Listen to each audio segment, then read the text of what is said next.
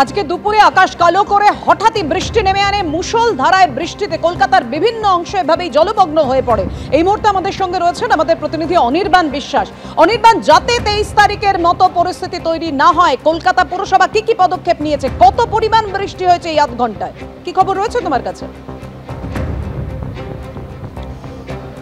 পাপিয়া, তোমাকে প্রথমেই জানাবো যে কলকাতা পুরসভার তরফে যেটা জানানো হচ্ছে যে গত 2 ঘন্টার ব্যবধানে যে বৃষ্টি হয়েছে তার হিসেব যদি দেখা যায় তাহলে যোধপুর পার্ক, সেখানে সবচেয়ে বেশি পরিমাণ বৃষ্টি হয়েছে 83 মিলিমিটার। এরপরে কিন্তু রয়েছে বালিগঞ্জ, এছাড়াও কিন্তু কালীঘাট, এবং সব জায়গাতেই কোথাও 54 মিলিমিটার, কোথাও 58 মিলিমিটার, কোথাও 56 মিলিমিটার। মোমিনপুর রয়েছে, ঠনঠনিয়া, সেখানে 52 মিলিমিটার বৃষ্টি হয়েছে। এরকম কিন্তু প্রায় 7-8টি জায়গায় কিন্তু সবচেয়ে বেশি পরিমাণ বৃষ্টি হয়েছে কলকাতা শহরে। এবং পুরসভার তরফে যেটা জানানো হচ্ছে যে 1টা 20 থেকে কিন্তু এই মুহূর্তে লকগেট বন্ধ রয়েছে। বিকেল 5টা 20 পর্যন্ত লকগেট বন্ধ থাকবে, কারণ গঙ্গায় জোয়ার চলছে এই সময়টা। স্বাভাবিকভাবে এই সময় কিন্তু লকগেট কোনোভাবেই খোলা রাখা সম্ভব নয়, সেক্ষেত্রে গঙ্গার জল শহরে ঢুকে আসতে পারে। এবং সেই জন্য কিন্তু পুরসভা যেটা বলছে যে যদি নতুন করে বৃষ্টি না হয় তাহলে যেখানে যেখানে যে জল দাঁড়িয়েছে সেই জলও কিন্তু ঘন্টা 2-এর মধ্যেই নেমে যাবে লকগেট খোলার সঙ্গে সঙ্গে। এবং পুরসভার তরফ থেকে কিন্তু আবহাওয়া দপ্তরের সঙ্গে যোগাযোগ রাখা হচ্ছে, তারা কিন্তু মনিটরিং করছে যে আবহাওয়া দপ্তর যে কমলা সতর্কতা জারি করেছে সেই কমলা সতর্কতা ঠিক কতক্ষণের জন্য। যদি সেক্ষেত্রে দেখা যায় যে এটা দিনভর বা সন্ধ্যেবেলা পেরিয়ে রাতভর বৃষ্টি হতে পারে, তাহলে কিন্তু গোটা পরিকল্পনা কিন্তু বদলাতে হতে পারে কলকাতা পুরসভাকে। সেক্ষেত্রে এর আগে যেমন বৃষ্টি হয়েছিল আমরা দেখেছিলাম 22 তারিখ, সেক্ষেত্রে যেরকম বিভিন্ন জায়গায় অস্থায়ী পাম্প বসিয়ে জল তোলার ব্যবস্থা করা হয়েছিল পুরসভার তরফে, সেই ব্যবস্থা কিন্তু করা হবে। তবে একটা স্বস্তির বিষয় যে 5টা 20 পর থেকে যে যখন লকগেট খোলা হয়ে যাবে তারপর থেকে কিন্তু একটা লম্বা স্প্যান লকগেটগুলো খোলাই থাকবে। ফলত শহরে যদি নতুন করে বৃষ্টি হয়ও তাহলে কিন্তু বৃষ্টির জল খুব দ্রুত নেমে যাবে, এমনটাই কিন্তু দাবি করছে কলকাতা পুরসভা।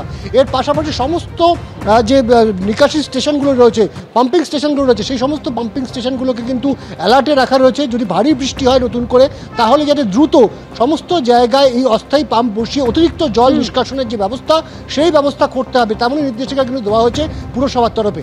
একেবারে কি পদক্ষেপ নেয় অবশ্যই সেদিকে নজর থাকবে। ধন্যবাদ তোমায় অনির্বাণ। এ রাজ্যে এসআইআর এখন শুধুই সময়ের অপেক্ষা, আর এই আবহেই ভোটার তালিকা থেকে কোটি কোটি নাম বাদ দেওয়ার ভবিষ্যৎবাণী শোনা গেল বিজেপি নেতাদের গলায়। একদিকে বিরোধী দলনেতা শুভেন্দু অধিকারী বলছেন সঠিক এসআইআর হলে 1 কোটিরও বেশি নাম বাদ যাওয়া উচিত।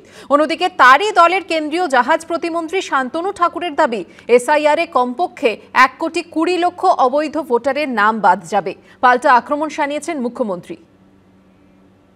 এসআইআর এ কমপক্ষে 1 থেকে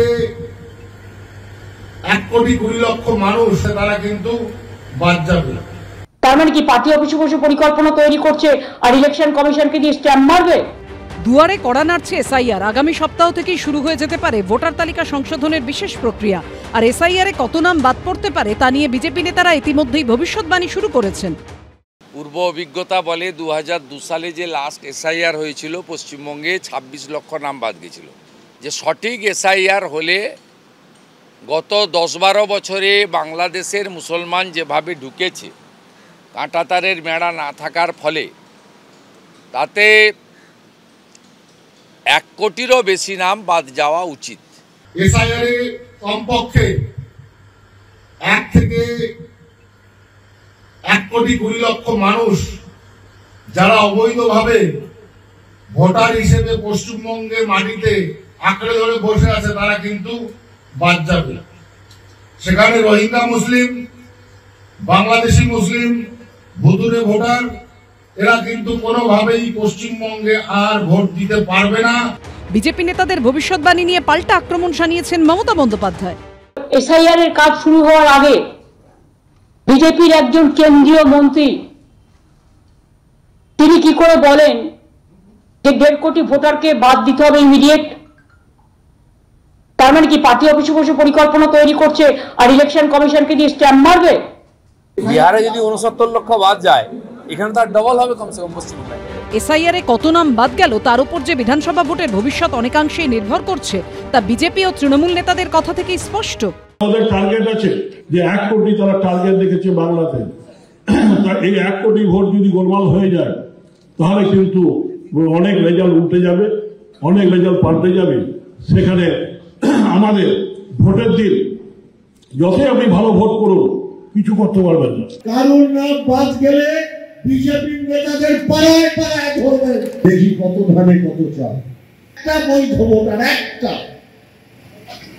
ওরা যদি বাদ দিতে চায় বাংলায় আগুন জ্বালিয়ে দেবে মমতা ব্যানার্জি, অভিষেক ব্যানার্জি।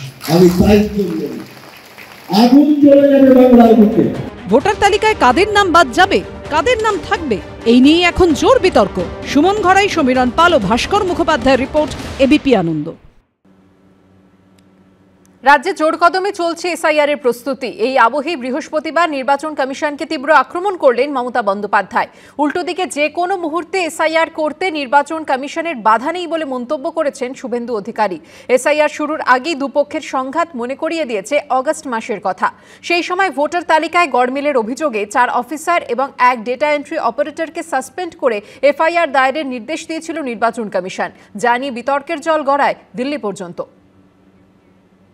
এসআইআর যে কোনো দিন যে কোনো মুহূর্তে করতে ইলেকশন কমিশনের সামনেও আইনি কোনো বাধা নেই।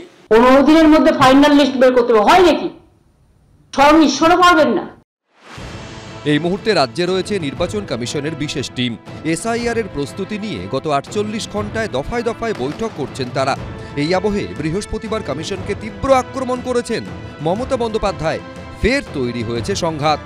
এর আগে গত 5ই অগস্ট মুখ্য নির্বাচনী আধিকারিকের রিপোর্টের ভিত্তিতে ভোটার তালিকায় গড়মিলের অভিযোগে 2জন ইলেকটোরাল রেজিস্ট্রেশন অফিসার বা ইআরও, 2জন অ্যাসিস্ট্যান্ট ইলেকটোরাল রেজিস্ট্রেশন অফিসার বা এইআরওকে সাসপেন্ড করতে মুখ্য সচিবকে চিঠি দেয় নির্বাচন কমিশন। এই 4 জনকে সাসপেন্ড করতে এবং তাদের বিরুদ্ধে এফআইআর দায়ের করতে নির্দেশ দেয় কমিশন। ময়নার এক ডেটা এন্ট্রি অপারেটরের বিরুদ্ধেও এফআইআর দায়ের করতে বলে কমিশন। পাল্টা অফিসারদের পাশে দাঁড়িয়ে নির্বাচন কমিশনের বিরুদ্ধে সুর চড়ান মুখ্যমন্ত্রী। 2জন WBCS অফিসার ওনারা সাসপেন্ড করে দিল, ইলেকশনে ডিক্লেয়ার হয়নি। কি সাহস! এখন থেকে কি ভেবেছেন এই এনআরসির নাম করে ব্যাকডোরে যাকে ইচ্ছা অফিসারদের ভয় দেখাবেন? অফিসারদের পাশে সরকার ছিল, আছে এবং থাকবে। 3 দিন পর 8ই অগস্ট একেবারে সময় বেঁধে কড়া চিঠি দিয়ে নবান্নের ওপর পাল্টা চাপ তৈরি করে নির্বাচন কমিশন। ফের মুখ্য সচিবকে পাঠানো চিঠিতে কমিশনের সচিব লেখেন, কমিশনের নির্দেশ এই অফিসারদের বিরুদ্ধে প্রয়োজনীয় পদক্ষেপ নিন এবং 11ই অগস্ট দুপুর 3টের মধ্যে নির্দেশ পালন করা হয়েছে এই রিপোর্ট দিন। এরপরেও নির্বাচন কমিশন যে ব্যবস্থার কথা বলেছিল কোনো অফিসারের বিরুদ্ধে তা নেওয়া হয়নি। এরপর 12ই অগস্ট মুখ্য সচিবকে চিঠি দিয়ে তাকে শটান দিল্লিতে ডেকে পাঠায় জাতীয় নির্বাচন কমিশন। 13ই অগস্ট দিল্লিতে জাতীয় নির্বাচন কমিশনের সদর দফতরে যান মুখ্য সচিব মনোজ পান্ত। অবশেষে 21শে অগস্ট 4 অফিসারকে সাসপেন্ড করা হলেও কোনো এফআইআর দায়ের করা হয়নি। অর্থাৎ 4 জন সরকারি আধিকারিকের বিরুদ্ধে নির্বাচন কমিশনের নির্দেশ আংশিক মানে নবান্ন, আর ক্যাজুয়াল ডেটা এন্ট্রি অপারেটরের ক্ষেত্রে এফআইআর ও সাসপেনশনের জোড়া নির্দেশ মানা হয়।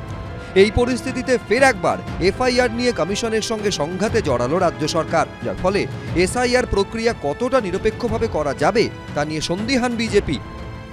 বিহারে যেভাবে রাজ্য সরকার সহযোগিতা করেছে, রাজনৈতিক দলগুলোরও অংশগ্রহণ ছিল, তাই সেখানে 100% সফল হয়েছে। বিএলওরা নির্ভয়ে